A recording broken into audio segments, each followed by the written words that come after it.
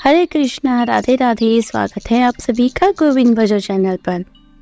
चातुर्य मास शुरू हो गया है और चातुर्य मास में भगवान श्री हरि विष्णु की पूजा पाठ का विशेष महत्व माना जाता है। ऐसा माना जाता है कि चातुर्य मास में सभी देवी देवता और सभी तीर्थ ब्रज धाम में आकर वास करते हैं। इसलिए कम से कम चातुर्य मास में एक बार ब्रज धाम की यात्रा जरूर करनी चाहिए। कहा तो यह भी जाता है कि पूरे चातुर्मास में ब्रज धाम में ही वास करना चाहिए, लेकिन आजकल ऐसा करना तो संभव नहीं है। इसलिए कम से कम एक बार ब्रज धाम की यात्रा जरूर करनी चाहिए। आज के इस वीडियो में हम सुनेंगे चातुर्य मास की बुढ़िया माई की कहानी। बहुत समय पहले की बात है, एक बुढ़िया माई थी। वह चातुर्य मास में पुष्कर में निवास किया करती और स्नान किया करती थी। उसके एक बेटा और बहू थे। जब चातुर्य मास आने वाला था तब सास ने अपनी बहू को कहा, मेरे लिए कुछ फलाहार बना दो। चातुर्य मास आने वाला है, मैं पुष्कर में वास करूंगी और भगवान की पूजा पाठ करूंगी, व्रत करूंगी। एक समय फलाहार करूंगी, मेरे लिए कुछ फलाहारी भोजन बना दो। इसमें बहू को बहुत आलस आ रहा था, इसलिए उसने बेमन से आधा अधूरा कुछ बनाया और जब आलस के कारण ज्यादा ना बना सकी तो ईंट पत्थर पत्ते अपनी सास की गठरी में बांध दिए। उसने सोचा वहां जाकर खोलेगी तो मेरा क्या करेगी। जब चातुर्य मास आ गया तब माँ बेटा पुष्कर के लिए चले। रास्ते में उन्हें देर हो गई, शाम हो गई। तब वह अपनी माँ से कहने लगा, माँ तुम यहीं पर पूजा करो और कुछ फलाहार कर लो। अब जहाँ पानी मिला वहीं माँ ने पूजा पाठ की और फलाहार करने बैठ गई। भगवान की कृपा हुई और उसकी खाली गठरी फलों से और अच्छे फलाहारी पकवानों से भर गई। माँ ने पूजा पाठ करके फलाहार कर लिया। दोनों माँ बेटा फिर से चल पड़े। पुष्कर पहुंचने पर बेटे ने माँ के रहने के लिए एक छोटी सी झोपड़ी बना दी। बात बहुत पुरानी है, उस समय धर्मशाला आदि तो होते नहीं थे, लोगों को खुद ही झोपड़ी बनानी पड़ती थी। इसलिए बेटे ने एक छोटी सी कच्ची झोपड़ी बना दी और अपनी माँ को सामान सहित वहीं छोड़ दिया। उसके बाद वह घर वापस आ गया। इधर सास के चले जाने से बहू बहुत खुश थी कि चलो मेरा पीछा छूटा। उधर सास चातुर्य मास में पुष्कर में स्नान करने लगी। भगवान की पूजा करती, व्रत करती, पुष्कर स्नान करने आए हुए साधु संतों की सेवा करती। एक रात में श्रावण मास आया और बुढ़िया माई का दरवाजा खटखटाया। बुढ़िया माई ने पूछा कौन हो, तो उसने कहा मैं श्रावण मास हूँ। बुढ़िया माई ने तुरंत ही दरवाजा खोल दिया। पूरे श्रावण मास में माई ने शिव पार्वती की पूजा की, उनका बेलपत्र से अभिषेक किया। जाते समय श्रावण मास ने बुढ़िया माई को आशीर्वाद दिया और उसकी झोपड़ी की एक दीवार सोने की हो गई।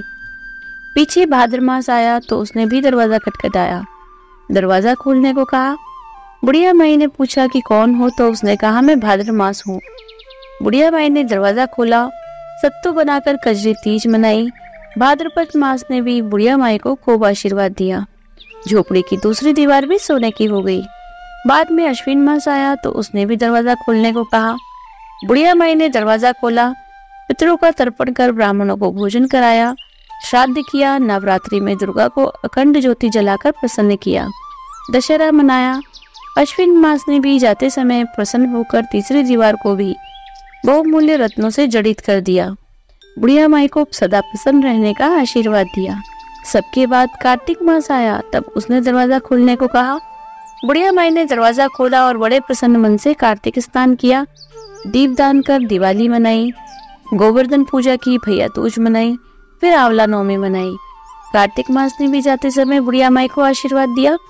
अब तो उसकी झोपड़ी के स्थान पर महल बन गया।